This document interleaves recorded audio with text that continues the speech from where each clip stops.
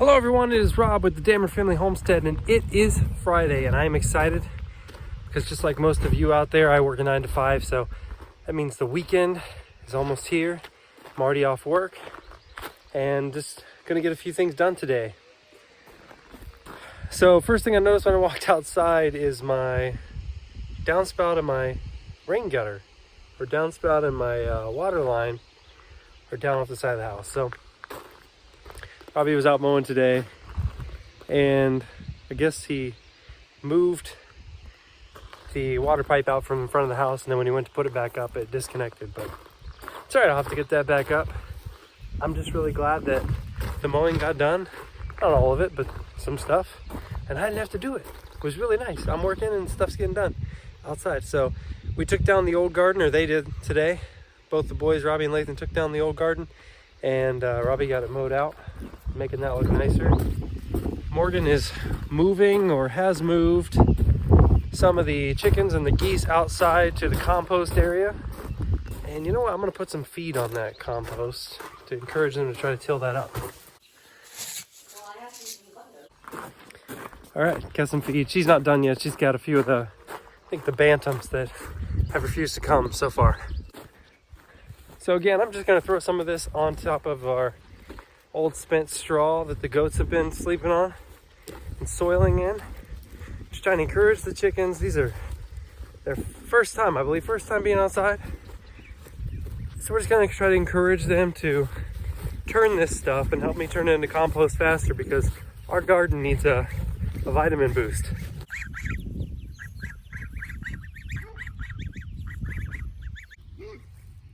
Chickens! Come on! Come on!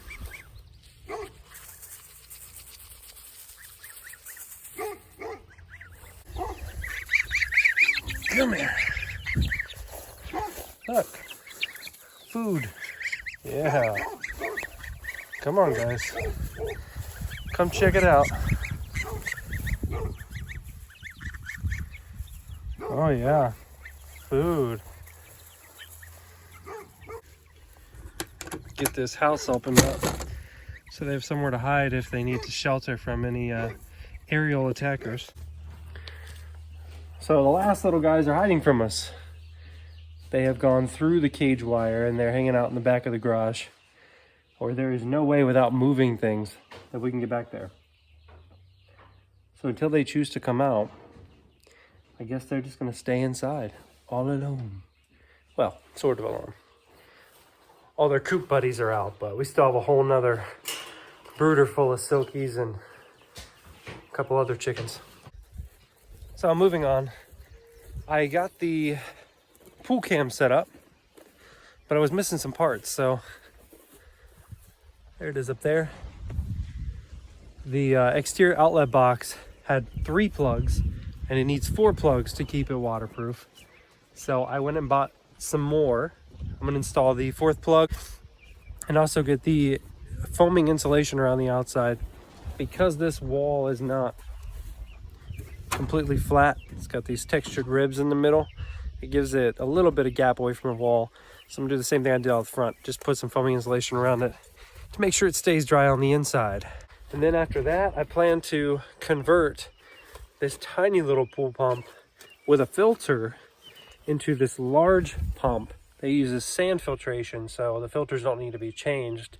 They can just be backwashed. This will do a whole lot more water, and it's also going to be less time consuming and less expensive changing out filters all the time.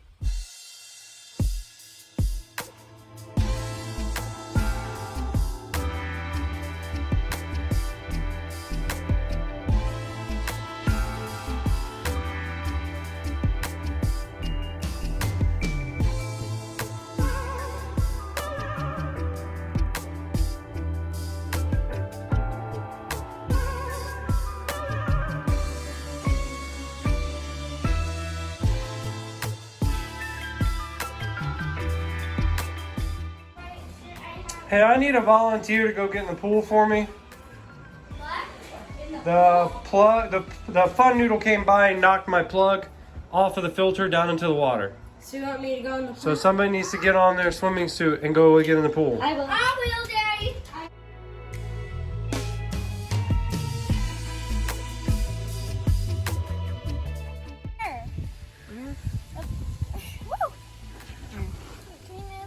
it warm or cold?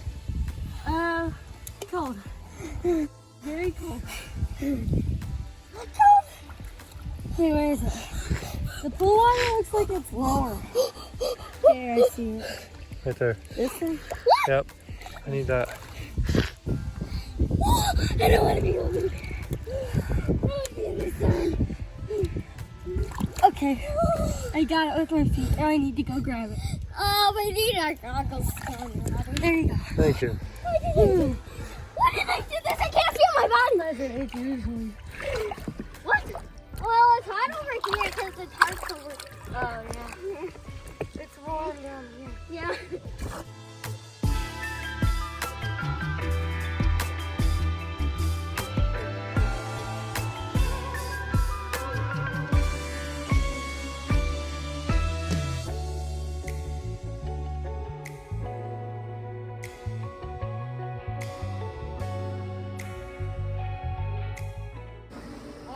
Well, I was wrong about one thing, and that was good. I did not have to take any parts out of the old filter to get this to run. So, oh no, I hear whistling. Maybe your voice should get out. Just in case it explodes. So, PSIs are good. Pressure looks good. I don't see any leaks. So far, we're doing all right. I did hear a whistling sound just now. We're not sure what that is, but pressure's good. We're on filter. Water's coming out where it should be and not where it shouldn't be. So That's the countdown before it explodes. Shake it. This one.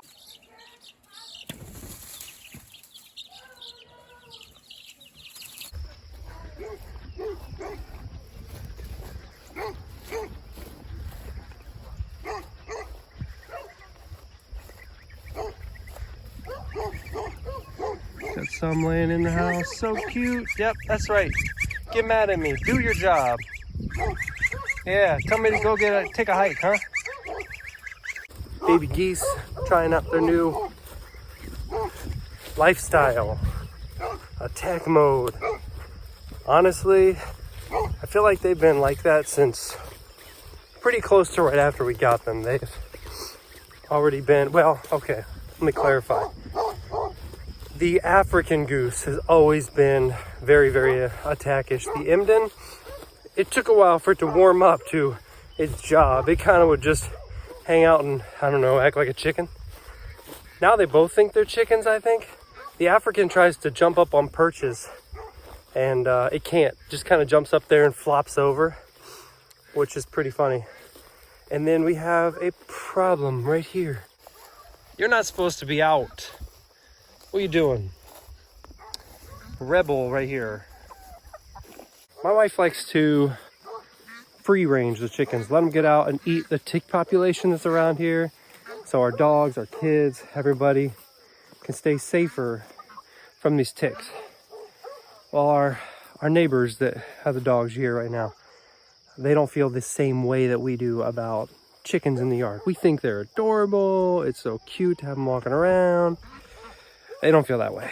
So they expressed their opinions to me the other day that they did not like the chickens having free range of our yard because when they got close to their yard, it made their dogs go crazy. Gobazark. So we did the right thing, guys. We did the neighborly thing. We took them, put them back in their fence, and we trimmed their wings, which is why is he out?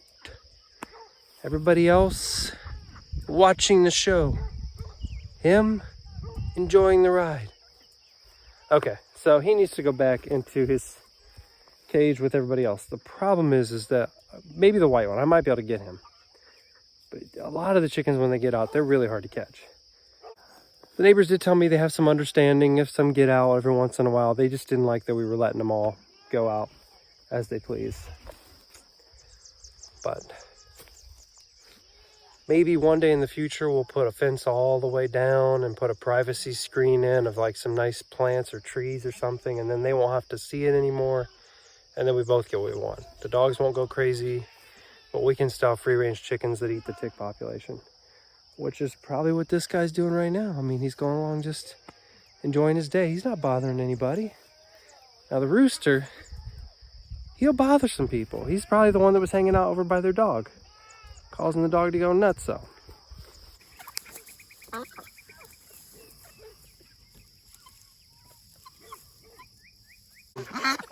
Watch out.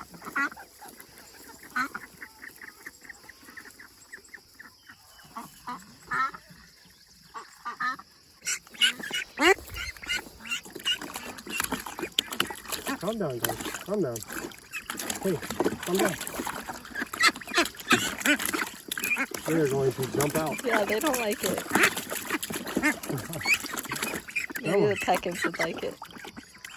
Calm down. Look, you're in the water. Have some fun. They're too scared to have fun. Whoa, Rob!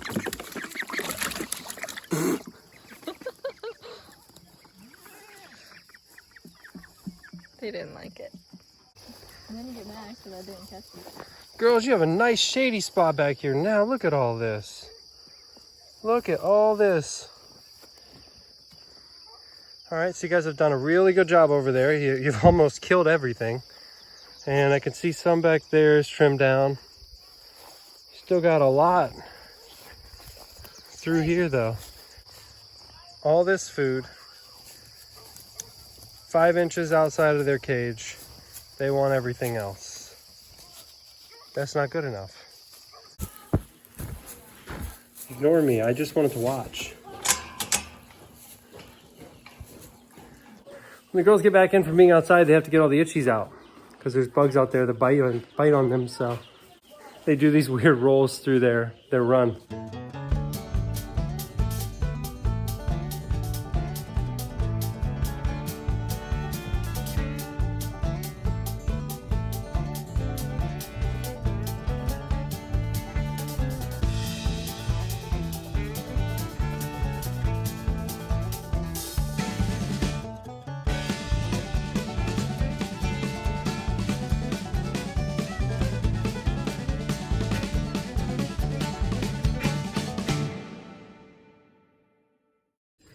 And poof, just like that, it's Sunday. So it's Sunday afternoon. I am in the process of moving the chickens and the goats right now. So the chicken coop here is going to be moved one back.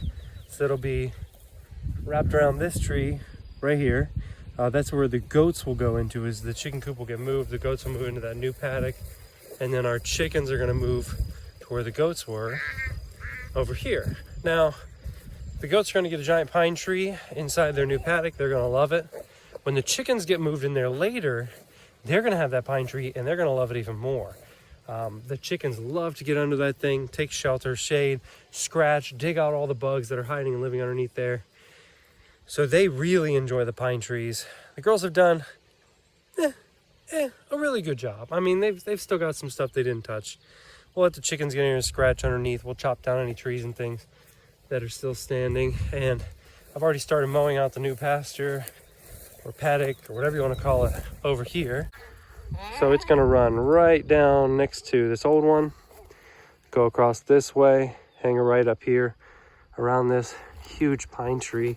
So guys, this is Premier One netting that we're using here. This is the poultry netting. You're going to find a lot of disagreement about this out there.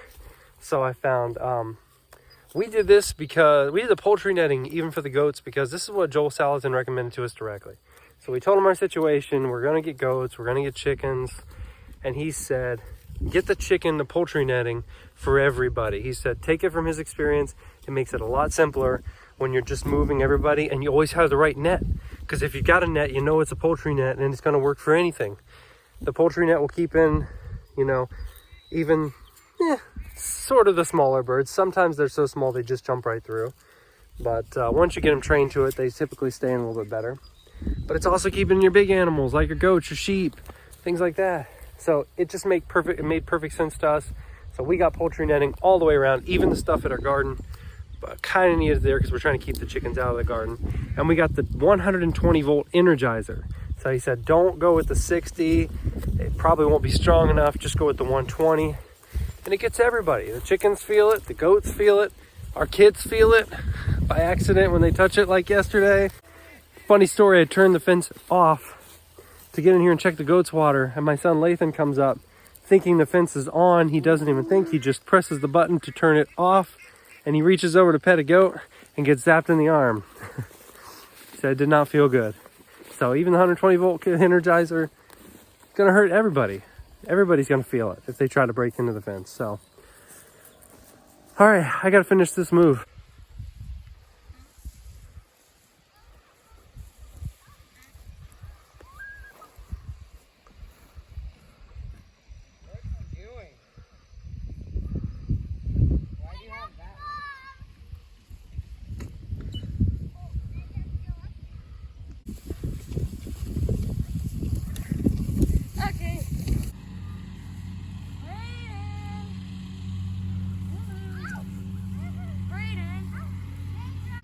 I was wearing gloves to pick up those trees because there's thorns all over them. And these kids are riding in the buckets on top of the branches. They're calling themselves prickly pants, but still, they're doing it. That's crazy. I wouldn't even touch them with my hands, and they're riding on them. Children. Well, guys, I'm unplugging my Energizer to move my fence. I have never seen this before. Under the clip, look at that. Can you see it? The wires are actually burnt. There we go. The wires are actually burnt. I wonder what happened.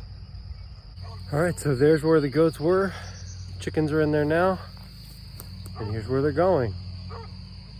So they've got their work cut out for them. Tons of growth. And they've done pretty well chopping this down. I will show you another aspect, another view, just because I think this is really cool. Here's where they're going long term, right? All the way back. You see that tree line back there? Even beyond that tree line. Here is where they've been. Look at this. We've had them all the way up by the garage where the pool is. We've had them in this paddock where the garden is now. We've had them building next to this tree and all these paddocks in between. And we've moved all the way back to here. And we still have all that to go.